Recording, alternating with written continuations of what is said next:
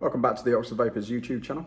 I'm Jack from the Witney Store, and today I will be unboxing the new HorizonTech Sakerz tank. So let's get into it. So, inside the box,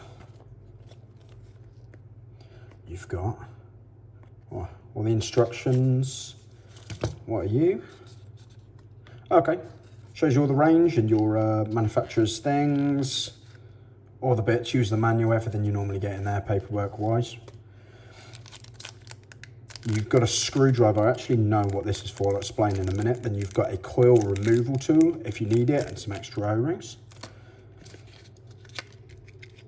Spare coil, different one from the other in the set. Thing you can't eat.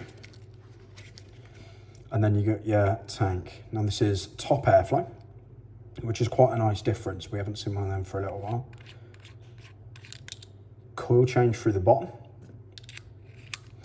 And quarter turn on the top, which is quite a nice little foam mechanism. You've also got the air escape for the back, so it should stop any juice from feeding back on itself. It's really handy. And that screwdriver that I mentioned earlier, you've got on your glass. This isn't actually glass, it's vinyl. So I know that you have to remove these 4 screws and it comes out in 2 separate pieces. And then you take your bubble glass, which is what I will be doing, which comes with O-rings as well, and you slot that over the top once you've taken the top off. It's actually quite an easy mechanism when you realise how it works, but it's very simple to do. I'm looking forward to getting into this, really discovering how well it works, because the HorizonTech name has been pretty decent for me so far.